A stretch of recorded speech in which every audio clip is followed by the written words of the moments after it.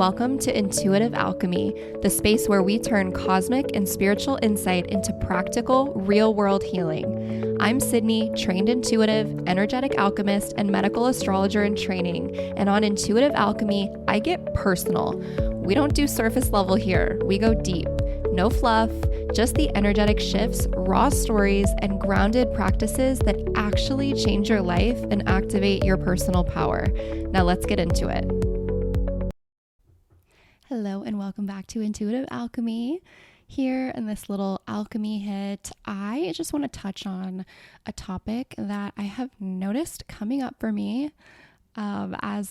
most of my episodes are inspired by things that I'm either currently going through or I just went through them. And so as I was kind of thinking about what I wanted to talk about today, I was also simultaneously noticing this thing that I have been doing. I've caught myself multiple times over the last maybe 2 weeks doing. And so I thought, hey, why don't I just talk about it? Because I probably am not the only one who does this. So what I have noticed myself doing, and this is sneaky, so this can be hard to spot, especially as a woman, because we're such like nurturers and caretakers and just kind of that feminine presence, that feminine archetype. But what I'm talking about is not putting myself first. And you might hear that and be like, well, yeah, that's a good thing. Like, you shouldn't always be putting yourself first. That's selfish. Well, that's a whole other topic for another day. And I'm actually going to talk about this. I'm going to expand on this on next Tuesday's episode to go a lot more in depth as far as like what does it look like? What happens when you do consistently not put yourself first, and what in turn that kind of manifests into in your reality.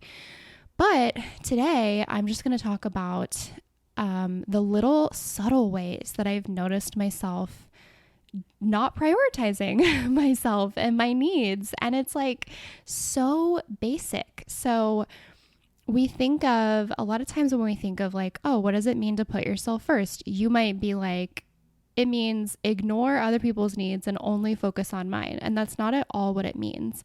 Really, self-love, the definition of self-love is being able to put yourself first so that you can then show up for other people, the people that you love, the people in your life, your kids, your job, whatever it is, so that you can show up for them with a full cup, so that you are not pedestaling anyone or anything above you.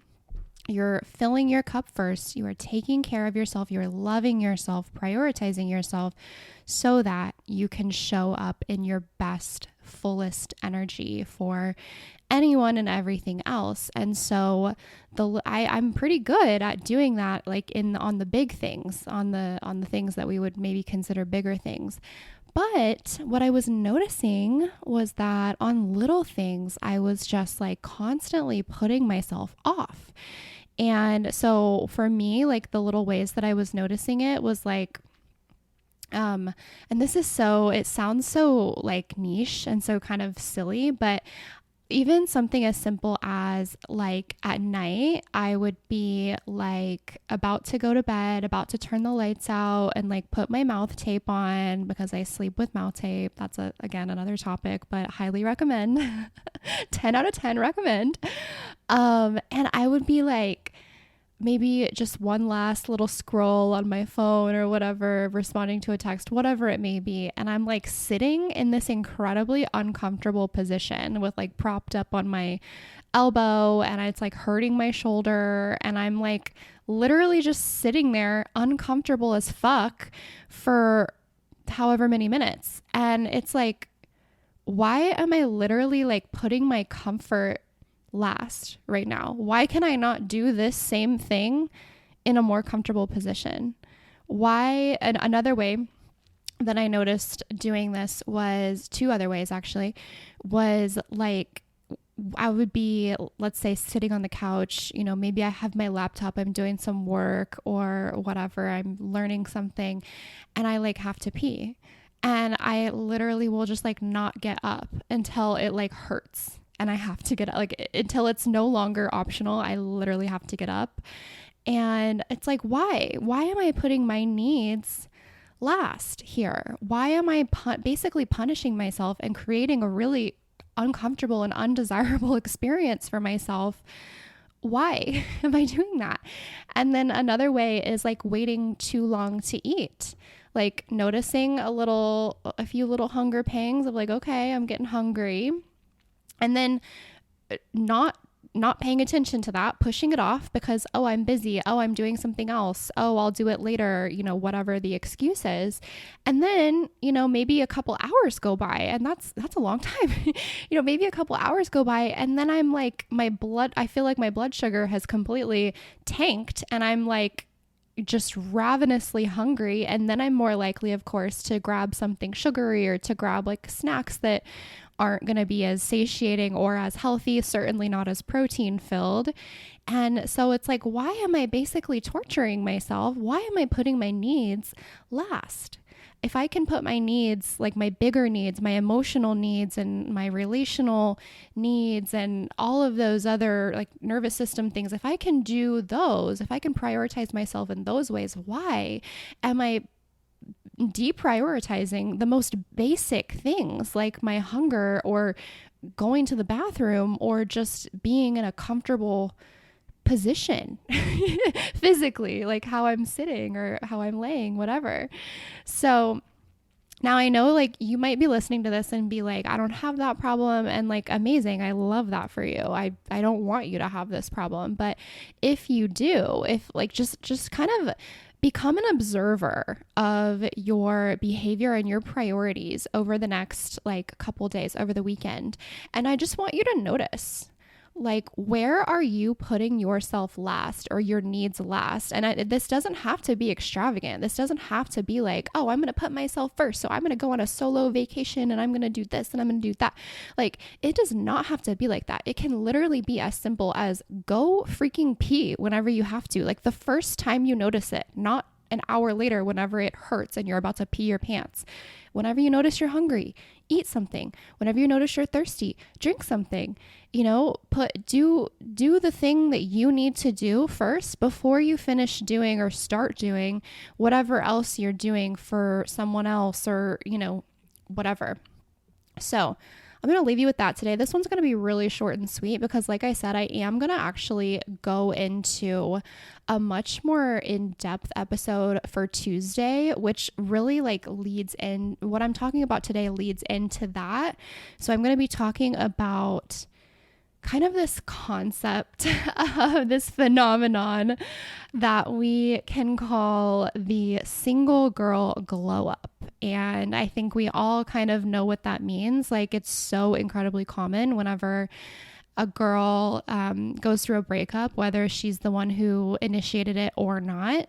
Women just typically have a really substantial glow up after ending a relationship or having a relationship ended, because, and I truly believe that the reason for that is because all of their energy that they were putting into someone else, like they were putting someone else first and their needs above, they were putting someone else's needs above their own. Now that's not happening because they're not with that person anymore. And now they're just actually like glowing up from pouring their own love back into themselves, and they're prioritizing themselves. They're, probably getting a haircut or changing their hair color. That's just what women do. Maybe they're getting their nails done a different way, or they get some new outfits, whatever. But there's also like an internal glow up as well. If you're someone that does inner work and personal development and spiritual work and everything like that. So that's what I want to talk about more on the next episode, is kind of how to have that single girl glow up. But like, even if you're not single, like even if you're still in your same relationship, how to have that single girl glow up regardless of your relationship status. And we're just going to talk more about like loving ourselves and putting ourselves first, whether or not we are single or a mother or whatever. So I'm excited to talk about that more in depth in the next episode, but this is just a little taste test, a little appetizer for that. So over the weekend or the next couple days, whenever you listen to this, just observe your patterns and observe the ways that you are putting yourself last or pushing off your needs to do something else for someone else, or to, whatever. Maybe you're not doing something for anyone else. Like maybe you're literally just, not doing anything, but that's still like maybe the TV show you're watching is trumping your own personal needs. And again, like that's not good either. So okay, that's all I have for you today. So I hope that you have an amazing rest of your day, and I will talk to you soon. If this episode sparked something in you, share it with a friend who needs it. Take a screenshot, post it to your Instagram story, and tag me at Intuitively Sydney. That's SIDNEY.